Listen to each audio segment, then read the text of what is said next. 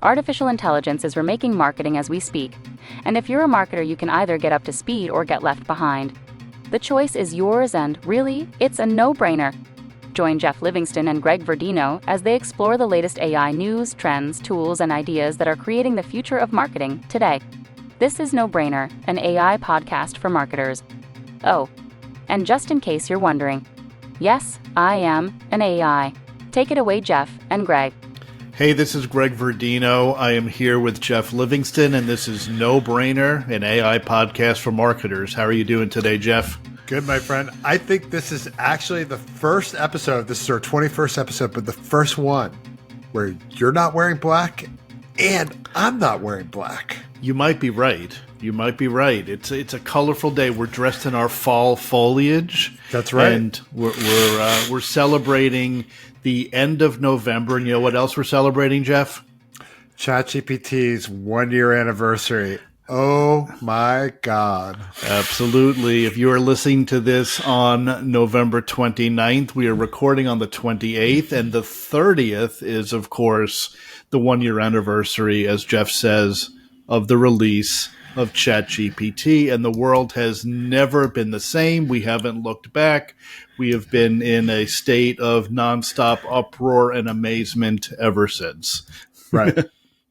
And we're not going to make it the focus of our episode. We're the only ones this week. Well, you never know. You know it's bound to come up a time or two or 10 or 110. But this is a special episode. We're coming up to the end of the calendar year as well, and we have two special episodes, today's and our next episode, which will be our last episode of the year before we take a little bit of a break, where today we're going to take a look back and do a year in review, the things that popped up, the big 2023 trends and news stories and whatever else for us stood out about the year in AI. And next week, just to give a little bit of foreshadowing, or next episode, right, we will be taking a look ahead. We will have a special guest. I don't know if we're going to name our special guest just yet, but it'll be an interesting episode. Special guest, 3 people. One will not be bald. That's the only hint I'm going to give. Thank God. And we will be looking ahead and making some predictions about the year 2024. But in the meantime, it's all about looking back at the year since the launch of ChatGPT, right, 2023, and sharing our ideas of what is worth remembering, good, bad, or otherwise, about that year in AI. Ooh. Before we dive in, because I'm going to throw to you, Geoff, in just a minute, let me remind everybody, if you are watching this on YouTube, smash the like, check out the channel, be sure to follow us, subscribe. If you are listening to us on any of your favorite podcast services, be sure to subscribe, like, and leave us a review. We, of course, appreciate it, and it helps others find the content that we put together every couple of weeks. Now, on to the action, my friend. Let's do a little bit of back and forth on this. I'll let you do one, then I'll take one. And we promised each other we're going to keep this episode, I won't say short, but succinct. So, right. Jeffrey, for those of you who can't see us, Geoff is now showing us his iPhone. The timer is on. And if any of us go too long, as I have already done in this episode by about 17 minutes. If any of us goes too long, we're going to shut the other one up. But let's get this thing rolling. What's the first thing that you have your eye on as a big story from 2023? Right. Good stuff. So let me hit the timer. 3 minutes. All right. So my first trend is Euphoria. And the reason why is because when ChatGPT hit and then everybody started really playing with it, by, I would say, January or February, we were dealing with Euphoria, with everybody like, oh my God, this is going to change the world. Every time anybody released anything AI was big news. Everybody was excited about how it was going to change everything, the nature of business, the nature of work. And I would say that Euphoria was the dominating, overriding trend, not just for marketing, but I think for anybody that touched business or technology in general for the first 6-7 months of the year. And if I were to weigh like literally like way, like what was the meatiest trend of the year? I think that was it. Like there was just, you couldn't sneeze and talk about AI without everybody being like, huh? What does that mean? What do you think? That is interesting. I'm not going to comment on that directly, but I will. I will share my absolute number one AI story of the year. Great minds think alike. I didn't say Euphoria, but I said the hype. So, of course, the euphoria is a key component of that hype. But in my view, it was the positive hype, the negative hype, everything in between, the way people and businesses got swept up in that hype. Often for better, many times for worse, right? And a lot of the, frankly, idiocy that ensued in the wake of that hype, right? There was the whole, the rise of the prompt engineer, the crypto bros becoming AI engineer. bros, right? God. The rise and fall of prompt engineering. The crypto bros became AI bros. Everybody had their, 15 tips for ChatGPT. 99% of you were doing it wrong. We had everything kind of hanging on the rumor mills, right? Whatever happened, there were weeks and weeks and weeks of rumors that people were just getting really, really excited about. How big was GPT-4 going to be? When's GPT-5 coming? All that kind of stuff, that kind of hype. Also, there was the negative hype, right? There was the job loss panic, which I think maybe there's an element of truth, but certainly there was that period in time where everything was about the millions upon millions of jobs that were in imminent risk. There was the panic and the preaching about the end of humankind, the existential risk. But to me, it was all of this hype was really the big story of the year. So, so to that end, I think we've kind of hit on the same thing here, really, in a lot of ways, right? Yeah. This idea that the story was the story of the year, regardless of what anybody really did or didn't do. You technically have another minute because I did not restart. Well, I think I've said everything I need to say about that one. I think it'd be interesting, though, before we move on to the next round, like let's analyze it a little bit. Like, why did that hype happen? And I think beyond the promise of what AI can do, there were a couple of factors. One was the media is absolutely just so much weaker than it was when you and I first started cutting our teeth back in the 19th century. And, the reality is, like, all jokes aside, the media just parrots a lot of the stories. There isn't substantive announcement, and at most they'll ask like questions. So the companies are pretty free to dictate the news cycle, and they've kind of figured out how to use a combination of social media influencers and the media to kind of own it.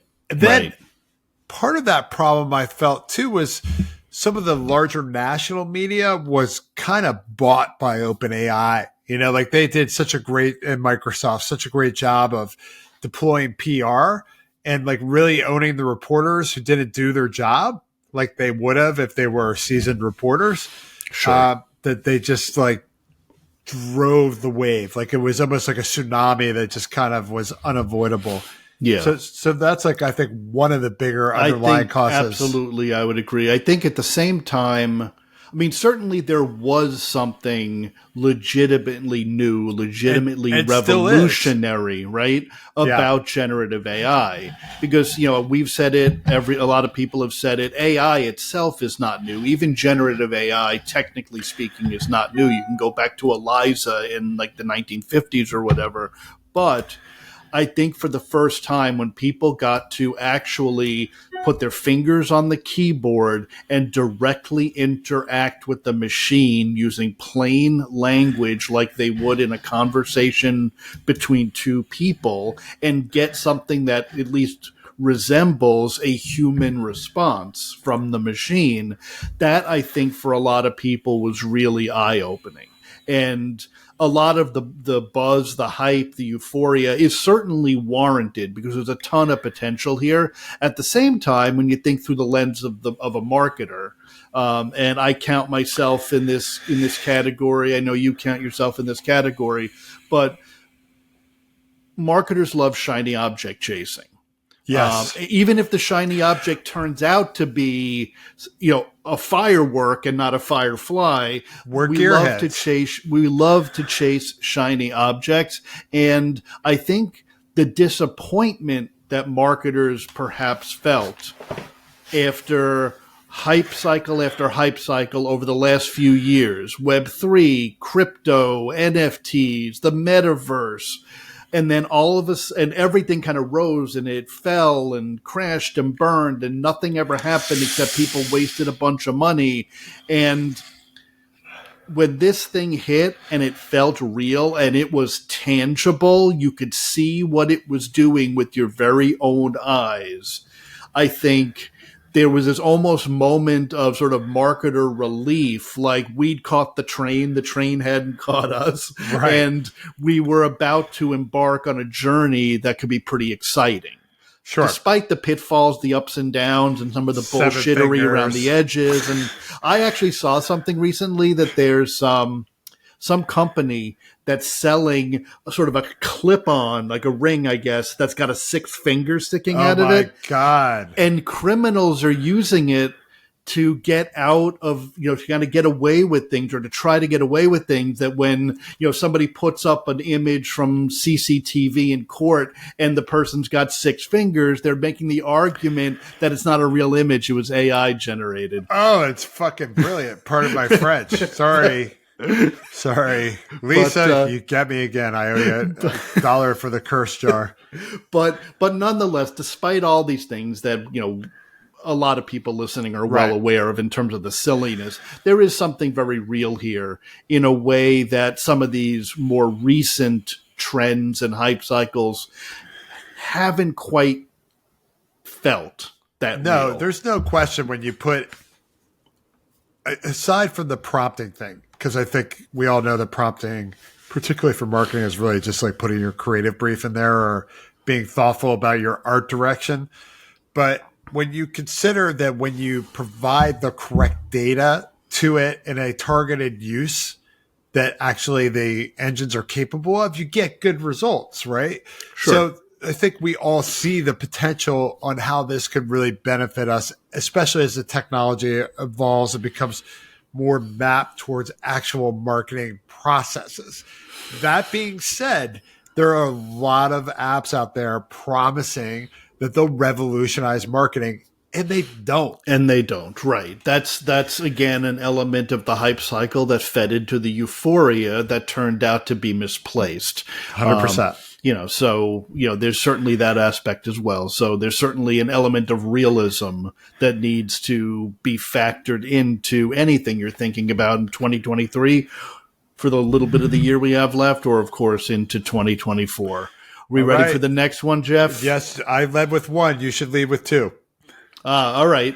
So this actually is in a way related. If the hype story is about, it's 2 minutes and 56 seconds. I can't do it. If the story of the year in my sense is the hype, my second big point is about the counterpoint of that, which is the action. And what I mean by that is the generative AI horse race. There's no denying that OpenAI kind of shot the starting gun a year ago. And they set the pace with the kind of typical Silicon Valley move fast and break things kind of roadmap. Just push the product, push it. Shit, Right? They're breaking Satya's reputation. Right. They're breaking exactly a lot of things.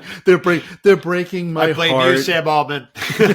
But but beyond OpenAI, obviously, I think this was a warning shot. Anybody that was building, let's say, a foundational model, all of a sudden felt the pressure to release, to commercialize, to get into a cycle of constant refreshes and updates and innovations that really kind of created this very dynamic market where, almost to a fault, and certainly almost too much for anybody, any one of us to keep track of and to make sense of, there is almost a new product or a new feature or a new functionality or a new capability every day. Right. But the fact that we now have, I don't know what, a half dozen legitimate, viable LLM foundation models, not just OpenAI's, obviously, but Claude 2 or I don't know what they're calling the new Claude 2, Claude 2 Turbo Plus. But we've got the Claude 2.1. Right, that is. They went with the straightforward name it what it is. They're like right? old school, not hypey. But we've got Claude, we've got Meta, who has obviously an open source model. Google's been criticized for being slow, ironically, but they're rolling stuff out, and they're going to hit hard. And when they do, I think that's going to shake the market. And they've had a misstep. They had a bad misstep with Bard. Right, absolutely. And Apple, which people feel are kind of sitting back on their heels and forgetting, Apple was by years not the first smartphone to the market, but when they introduced the iPhone, they sure as hell changed that market. Right. Oh, yeah. So you've got all the big players building foundational models. I think they've been forced into action. And of course, it has brought us all this innovation of people building on and around those foundation models. So, I think that's my number 2 is this horse race of innovation.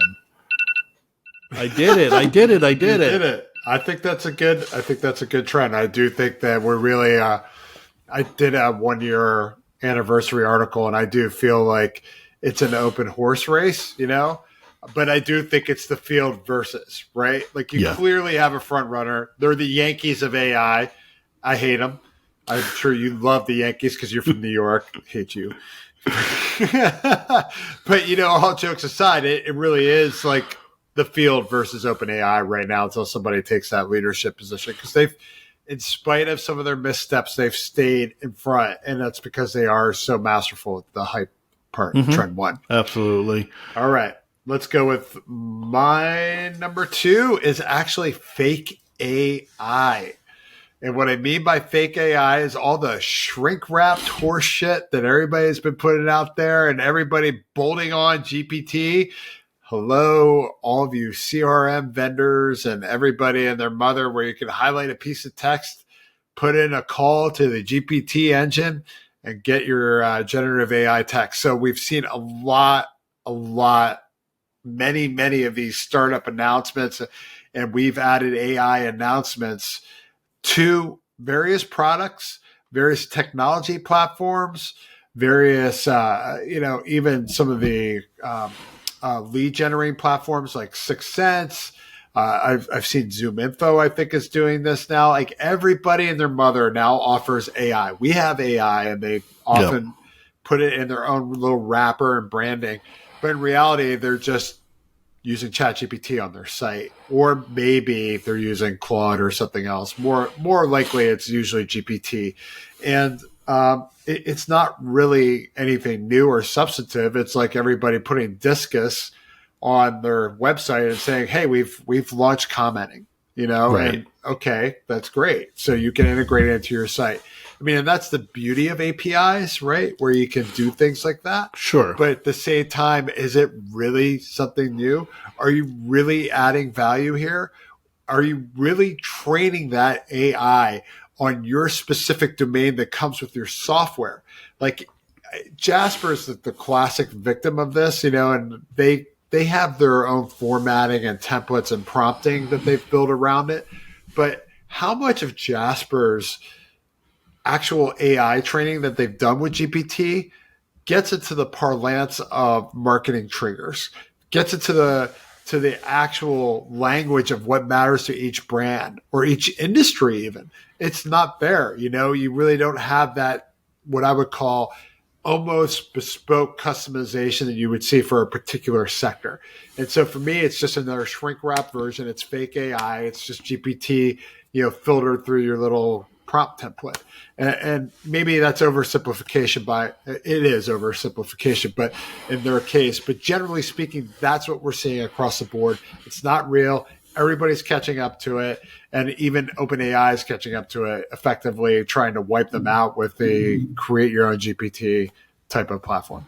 Yeah.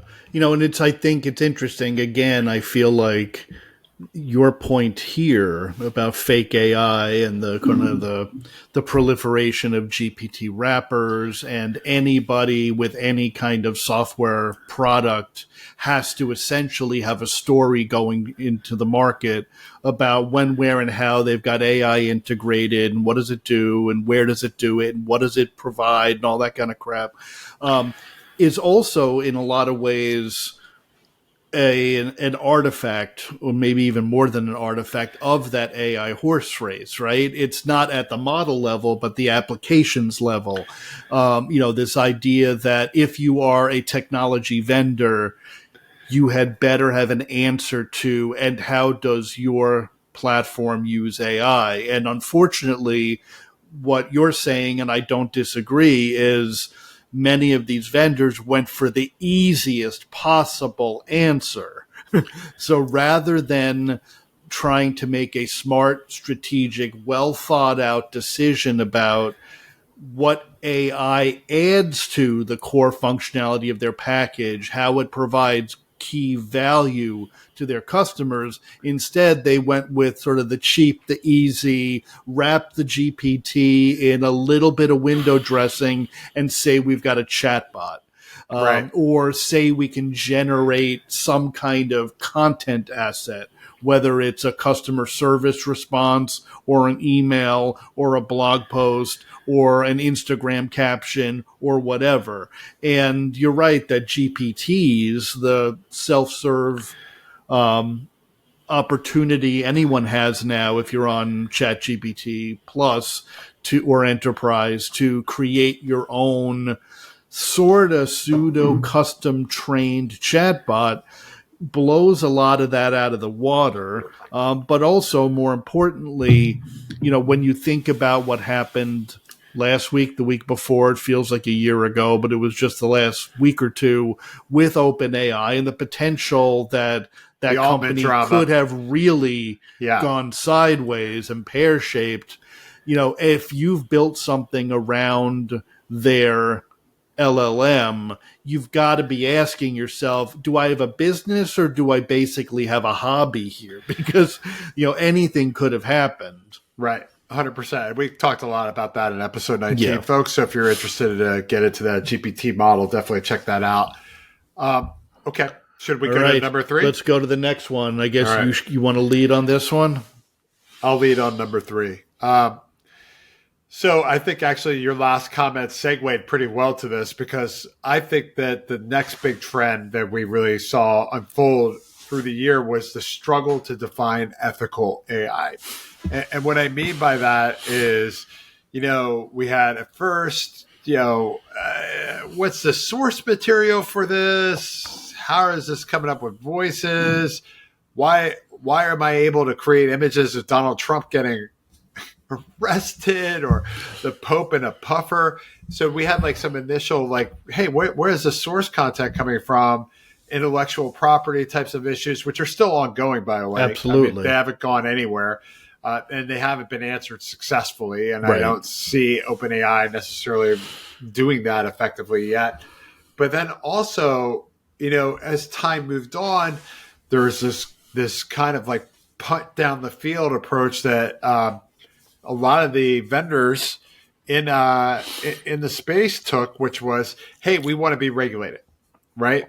We want to see how the government's going to protect civilians. We can't do it ourselves. Basically, we don't want to be responsible for this. Right. We just want to make money. We don't care about this. And I don't think that that's got flying too well with the general public. And I think that as we saw kind of with the successive ways of EU, and then over the past month, administration types of AI initiatives, we're not seeing really strong answers on that yet. Right. And then finally, as this year progressed, and then we had the Altman drama, which was about ethics, where the board basically called him out in a lot of ways, not trusting him to do the right thing based on the mission of creating AI that'll benefit humanity.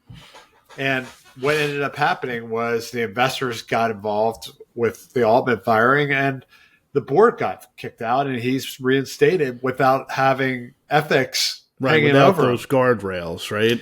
Yeah. Yeah, I absolutely think ethics is a big issue, or not big, well, big topic for the year, 100%. I also think it's notable that the conversation is happening now. And what I mean by that is, we are in this first year of the Gen AI revolution. Right. And we're already talking about things like copyright and intellectual property and ethics and responsible use and the near-term harms. Forget about the doomerism, existential risk stuff, the near-term harms, right? Is there bias baked in? Is it harmful to certain populations? Is there an environmental impact? Are third world workers, for example, developing world workers being what's the right word? Being exploited in the development and the testing of these models and so on and so forth. The fact that we're having that conversation now, I think, is important because obviously with social media, for example, things went on for decades, right? And that's had so many detrimental effects. And you can argue, of course, for the positive side of social media, but so many detrimental effects, loneliness and depression and body dysmorphism and right, all this stuff that's happening in social, the misinformation, disinformation, manipulation.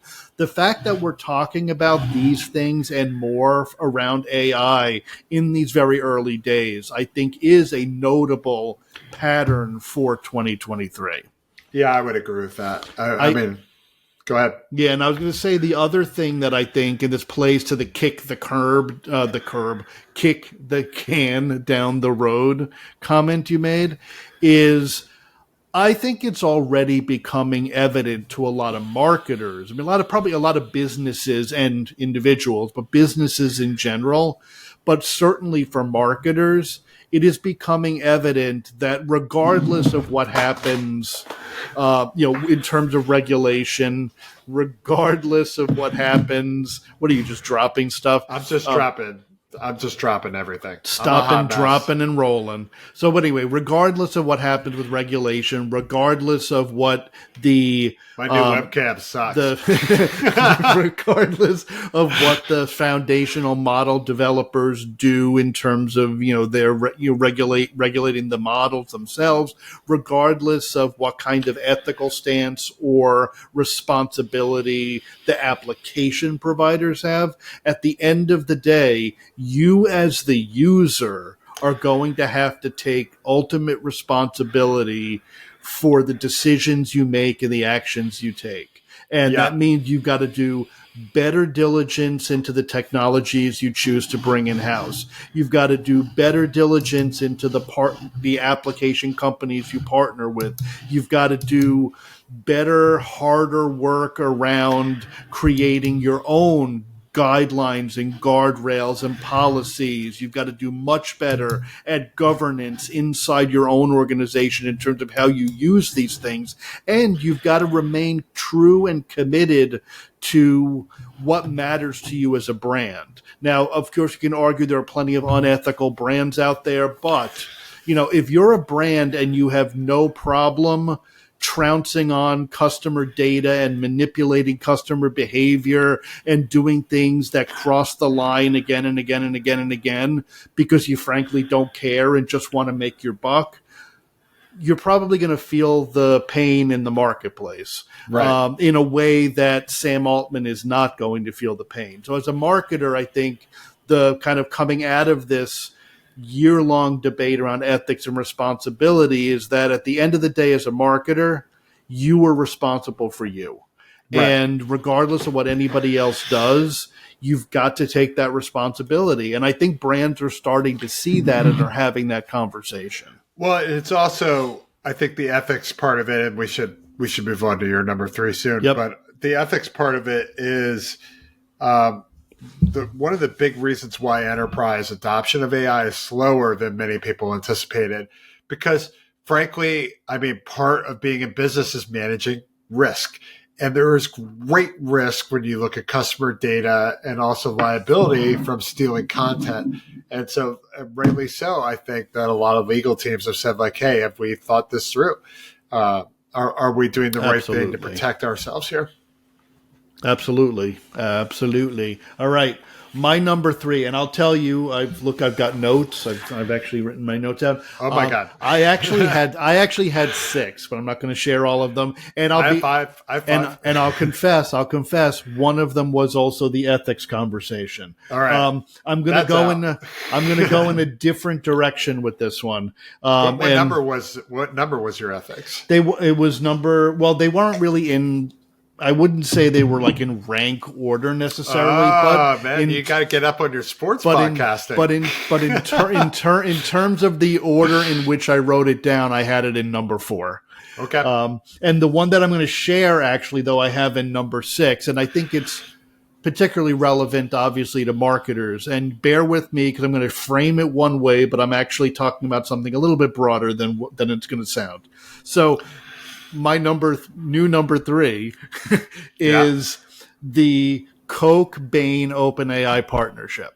Now, for me, it's not necessarily about that specific partnership, right? Because I think it's that's almost an emblem of the broader story around how quickly marketers kind of grabbed onto generative AI and started to experiment and to try and to at least attempt to make sense of this and see how it might be useful from a practical operational standpoint in marketing. But what I think the Coke partnership did really was it kind of galvanize the market, right? When you have an organization as prominent, a brand, a marketing organization as prominent as the Coca-Cola company, and they say, we're going in big. I mean, it's like them, Procter & Gamble, like that level brand. And Procter & Gamble is still very much trying to figure this out. Right. So for Coke to kind of take the vanguard position here, and to announce it in such a big public way, because you say we're partnered with Bain, all of a sudden that's like mad money, right? Everyone knows you're spending big money. You better do something big. And what happened on the heels of that, we know that they're, to my knowledge, still one of the only major brands that has a head of marketing AI.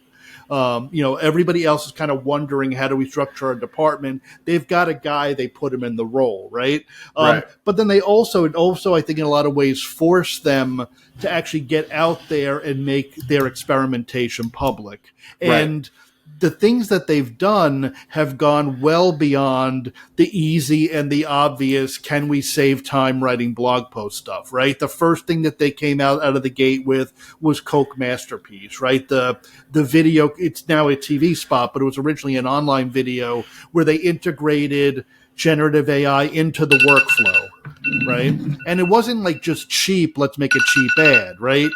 I know, but they right, because they integrated Midjourney and ChatGPT and DALL-E or whatever they did from a Gen AI standpoint alongside traditional CGI and motion graphics and live actors. It was not a cheap commercial, but it was an effective demonstration of how AI can work into a creative workflow. They've done those UGC contests, Create Real Magic, where they've incorporated AI there into basically a proven social media engagement formula.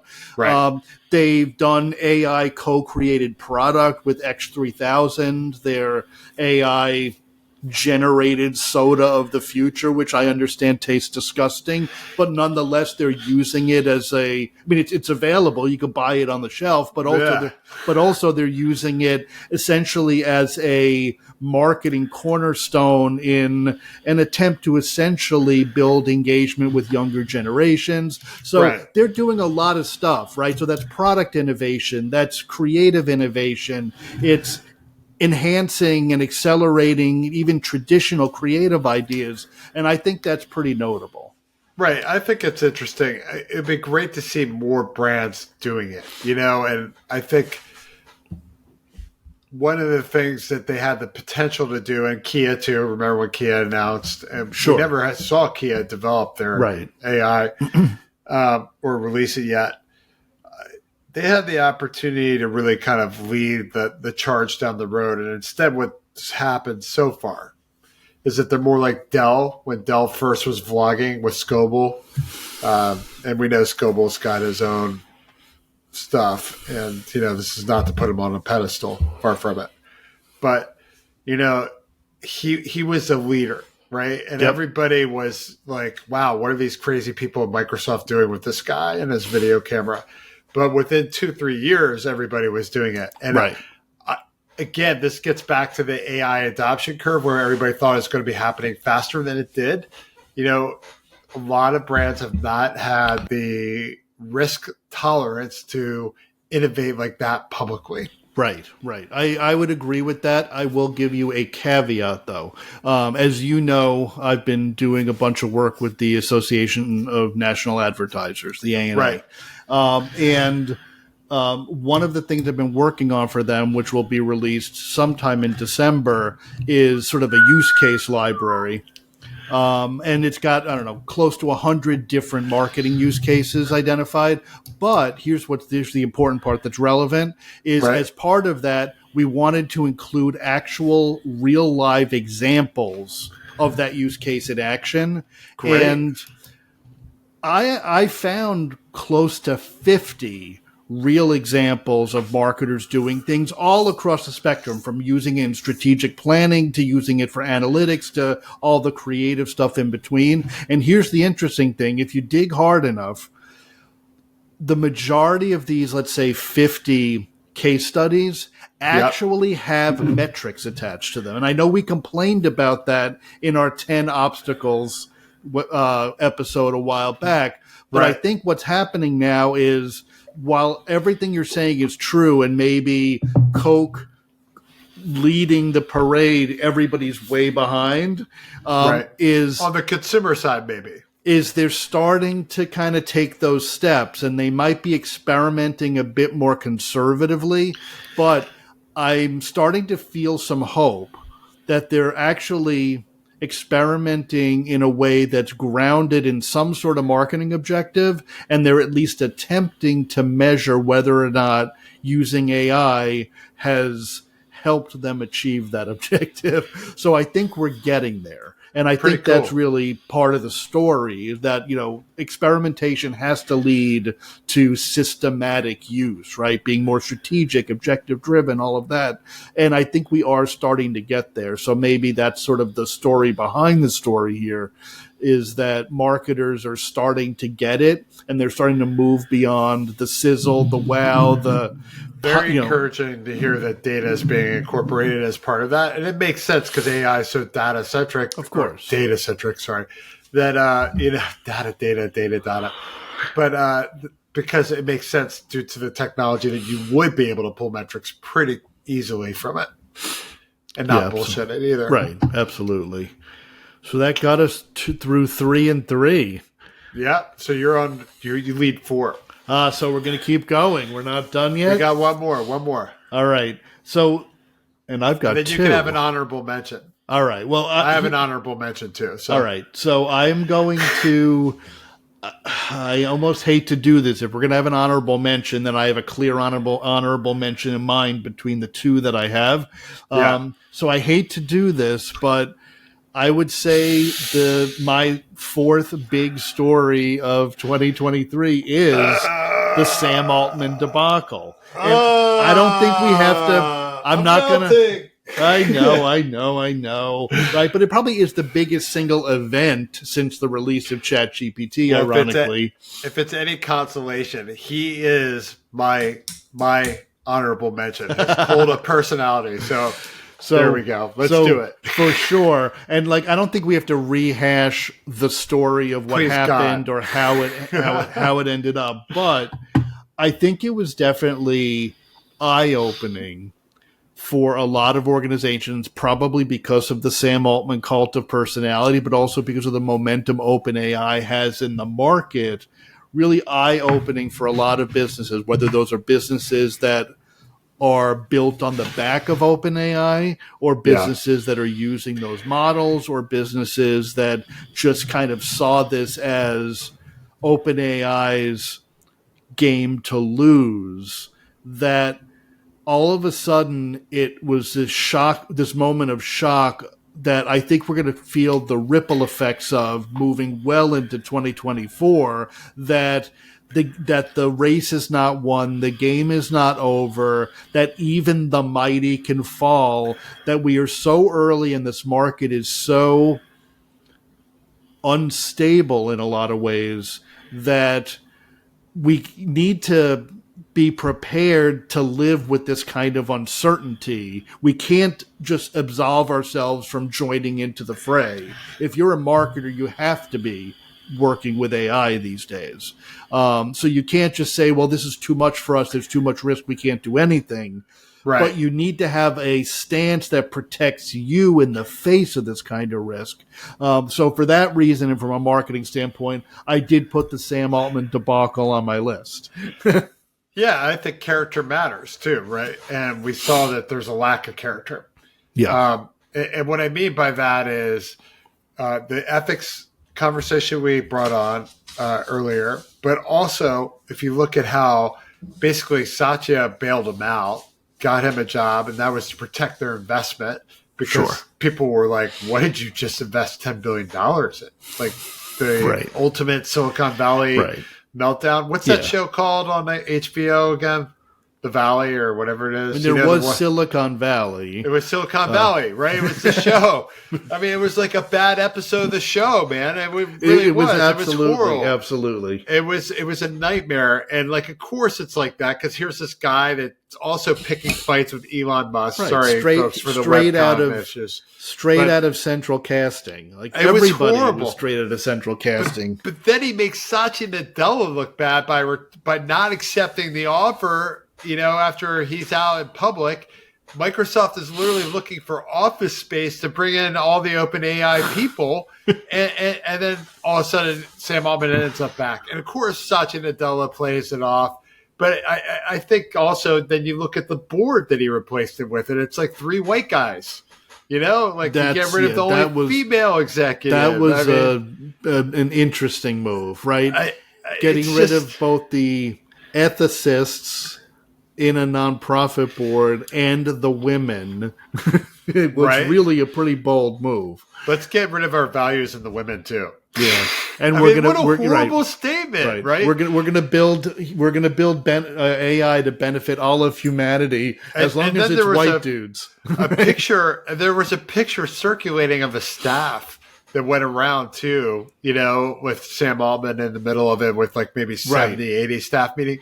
And it was like there was one token black person, a few select females, a few Asian people, and all white dudes. Well, that's the not to go back to ethics, but that's essentially not the entire, but a big cornerstone of the ethics argument was how can you possibly build responsible AI when you're a bunch of white guys, right? That is beneficial to everybody. The 2 white guys, right? When you have a single point of view represented, right? 100%. I mean, it's horrible. It's absolutely horrible. And the other thing is that it's clear the way the news cycle has evolved for OpenAI. This is the Sam Altman show. Absolutely. It is the Sam Altman show. It's just in the same vein as Elon and Facebook with Zuck. Sorry, I had to go there. And Twitter with Jack Dorsey and now X as Elon and all that stuff. I mean, over and over again, we've seen this. And it doesn't always have to be that way in Silicon Valley. We've seen numerous entities do well. It doesn't have to be the Larry Ellison Oracle model. I mean, I think Reed with Netflix is a great example of somebody that just stays out of the limelight. You know, absolutely. This guy's got like some complex, man. He likes to be in the center, man. It's all about him. Yeah. And, you know, and going back to your point about the media that you made earlier around the hype cycle and all of that, and also I think to an extent human nature, we have a tremendous track record in lionizing the worst people on earth when it comes to Silicon Valley tech millionaire, billionaire types, right? When you look at, it's almost like if you're like Times Person of the Year or on the cover of Forbes or Fortune, you're this close to having your breakdown and fall, right? It's been like person after person after person, and it's crazy. Yep. And nobody lionizes the person who just keeps their head down, does the good, important work, doesn't seek the limelight, doesn't, self-aggrandize, isn't in some way like deeply broken, and You know what? It's funny. One thing I've definitely learned in business is there's a lot of rich people that aren't famous, and there are a lot of famous people that aren't rich. Right. And, yeah. they are not the same thing. And I think that, but where those two things do overlap, though, you tend to get some really, like, you get your Sam Altman, you get your Elon Musk, you get your Sam Friedman Banks. Oh, God. Right? I don't know why I can never remember the order of his two last names. Right. I think it's Friedman Banks, right? Jailbird. No, let's call him Jailbird. Banks Friedman. Anyway, SBD. Bezos. I mean, Bezos seemed all right for a long while, but until then he went off dumped the his rails. wife for like the 12-year-old down the block, like not literally, but it's still pretty bad, like. And then horrible. there's. What's her name? Was it Elizabeth Holmes? Was that her name from the Theranos? One with the Theranos, and what was her name that took over Yahoo and killed it? Right, Marissa Meyer, like Carly Fiorina when she went to HP. God, I mean, like on and on and on. There are more of these like cults of personality bombs than there are like massive hits, and like they all want to be Jobs. Right, and the reality is Jobs was a mad sociopathic genius. Right. I mean, he was a hot mess. Anyway, sorry. So what was that? I did your four. So I did my fourth. You leaked your what was your the dark horse, the honorable mention. Yeah. So my fourth was your honorable mention. So what is your fourth? AI exhaustion. People are exhausted with the hype and the bullshit. Pardon my French again. Sorry, Lisa, I probably owe you $10 now. But it is a high curse volume show for Jeff. I'm sure she has long since stopped listening. She's probably blocked us. Well, if she is listening, she's definitely going to be like, dude, here's my PayPal address.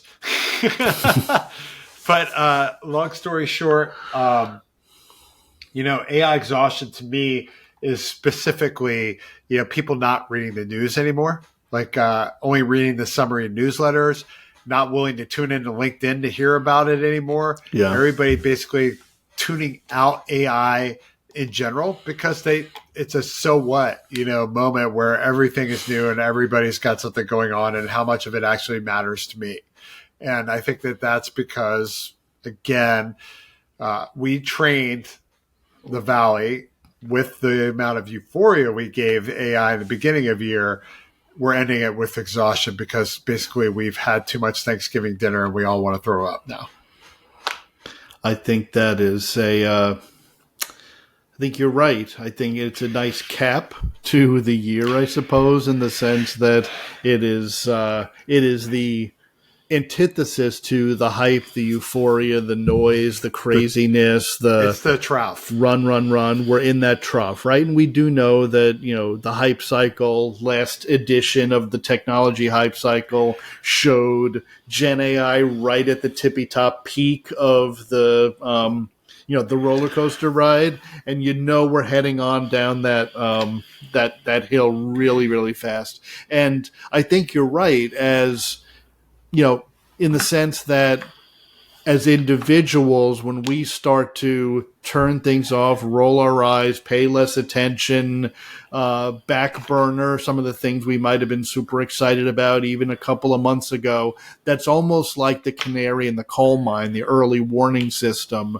that, that the coming year is going to, I would hope, and I would guess, and if this were 2 weeks from now, perhaps I would be making this as a prediction rather than prognosticating about nothing in particular. Tune in 2 weeks, people.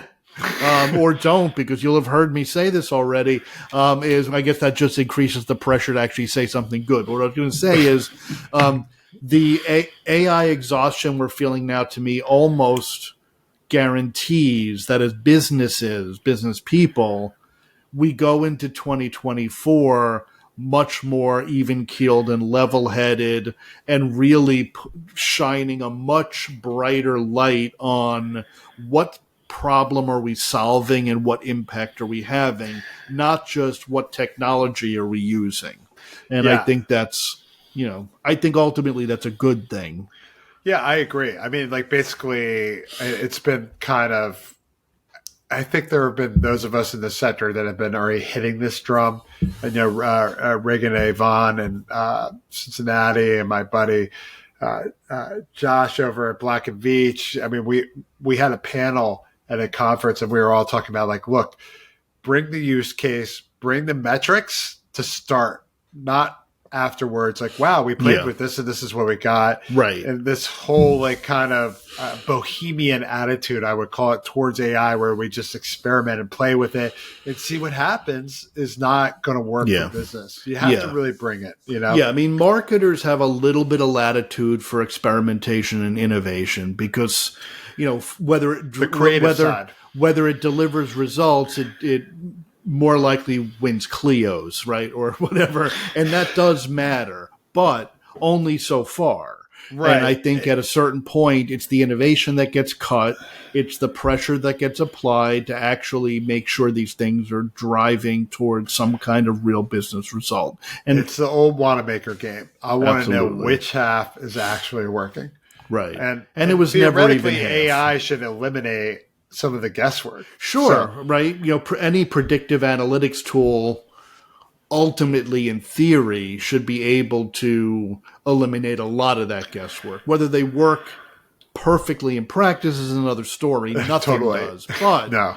But never catches in theory, the outlier. Right. In theory, there is tremendous potential to eliminate or minimize waste. So, what's your honorable mention? All right. So my honorable mention, ironically, is, I wouldn't say it's about AI exhaustion, but it is almost the antithesis of the hype. And you and I actually spoke about this earlier offline. But my other big story for the year was NVIDIA.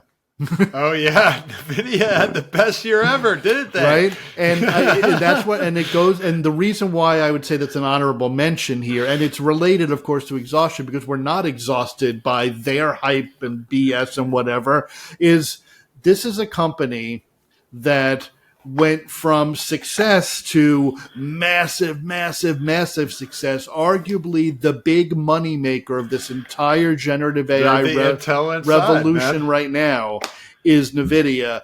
And the fact that, that everyone's so focused on the big splash, the hypey hype, the loud, the sizzle, the sex, right?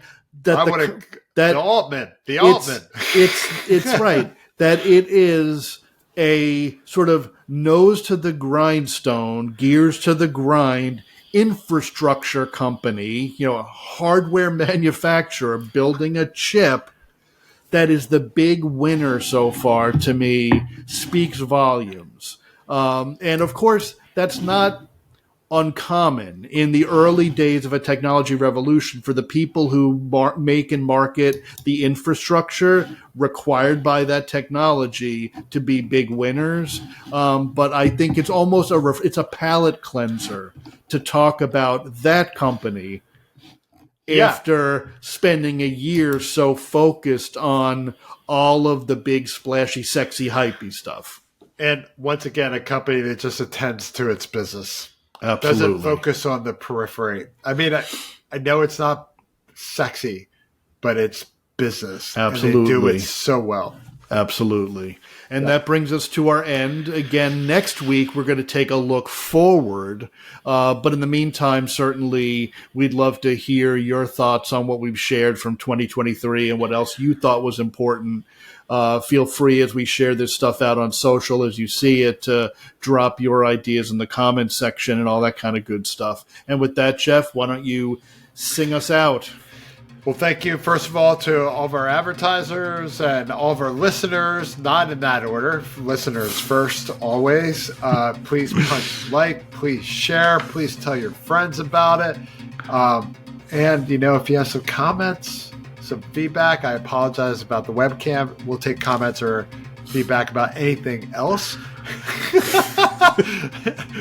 the No Brainer Podcast website. And most importantly, please stay safe and sane during this holiday season, and make sure to try to help somebody else out. You'll notice if you're watching on video, Greg is wearing a Do Good shirt. It's no coincidence. We are recording this on Giving Tuesday. Oh, that is right. It is the giving season. It is the holiday season. Please make a difference for folks. And, with that, thank you so much for listening.